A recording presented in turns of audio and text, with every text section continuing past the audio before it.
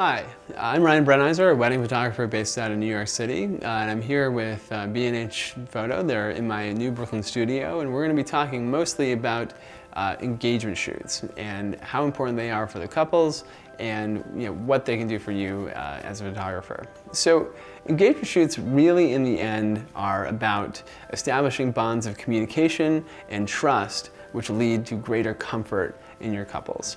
Comfort is everything in wedding photography. Now, the people we're dealing with generally aren't models, and most of them, like most people, are really uncomfortable in front of the camera.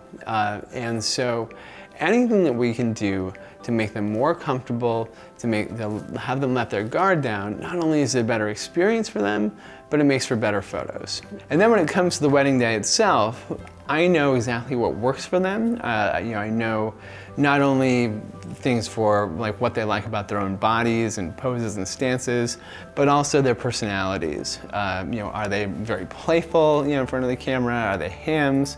Do they freeze up a little bit? Are they better with sort of very romantic images, images that are very personal, have a lot of sort of happy personality? No two couples are the same.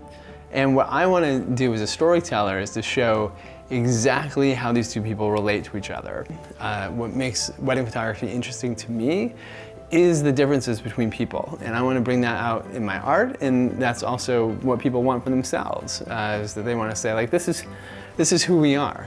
Generally, when we're choosing a engagement shoot location, I want places that maybe have some resonance to you, have some emotional importance. Maybe you guys have some history there. Maybe it's a place that you would like to hang out on a normal, nice day anyway. So one way to create very dramatic photos that are pretty easy, sort of light on you, on your requirements, is to do silhouettes. Okay. A silhouette is entirely about body language, and it's about like having enough separation that you can read things, but of course, just a little bit of closeness. That's why I want you guys looking at each other, because silhouette straight at the camera says nothing, but something like this is abstract in a certain way, but you still, like, you look at this and you know who you are. I want to talk to them about, first of all, maybe what kind of mood do you want for your shoot? Because some couples come in and they know exactly where they would want to shoot, exactly the kind of places they love. But most of our couples, like, they want us to be the experts, and so they say, like, we don't know, choose for us. And so we want to have some guidelines, like, there's a certain kind of mood that you get, in the park in the middle of the daytime, and there's a different kind of mood that you would get, in sort of a gritty West Village street with cobblestones at nighttime. Those are going to be very different shoots, they're going to be executed in very different ways, and you're going to get kind of a different feeling from them. If a couple wants to be all sort of like happy, upbeat, running at each other, very active, that's something that might be more like park, daytime. And if they're really, really like that sort of sensuality, that might be a different kind of urban scene and something more like Twilight or even a nighttime scene. That's what we want to do, is we want to guide them through, if we're going to have a certain mood, then here are certain places that we know that will lend themselves to that. I want everything in the shot to kind of make the shot better, to kind of tell the same kind of story, right? So we don't want the background and the scene taking away from the way that they're relating to each other or the kind of images that they're bringing. We want everything to come together into sort of one seamless photo.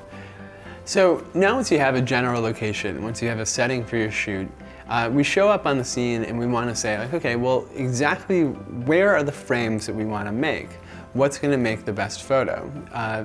And what I want to do on a shoot is to provide a lot of variety very quickly, because the practical things that a couple need for an engagement shoot is they need something very simple and easy that they can just give to newspapers, that their parents can put on the wall. We want some nice dramatic shoots that they can use for save the dates. And then, of course, as an artist, I always want to kind of experiment and play and push the envelope a little bit.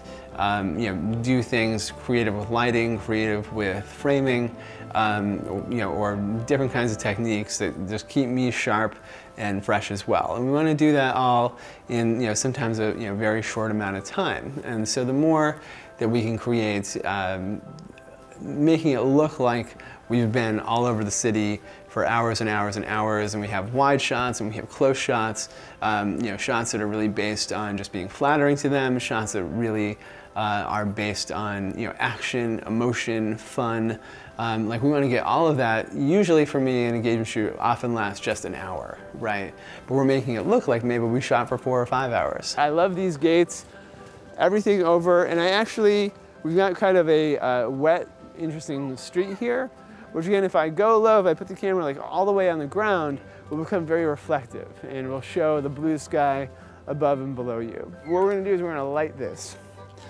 We're gonna make you guys kind of pop out on your own, but it's gonna make you guys pop out both here and in the reflection, and it's gonna be able to bring down the sky even more. It's gonna be really dramatic. You wanna find something that has minimal clutter, good light, something nice and dramatic. Usually we've already chosen the time of day to be fairly flattering light. I actually shoot more and more towards sunrise because if we're shooting in New York, which has a lot of people, and we're shooting in some of the more popular places, the High Line, Brooklyn Bridge, anywhere like that, at sunset time, those places are going to be mobbed, and their photos are going to be filled mostly with hundreds of people in the background, and New Yorkers really don't care that you're hosting a shoot there.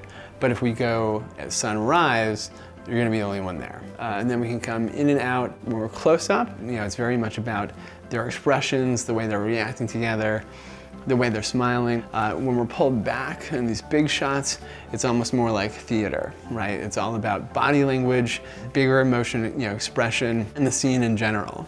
So those are some very quick ways that allow us to provide a lot of variety.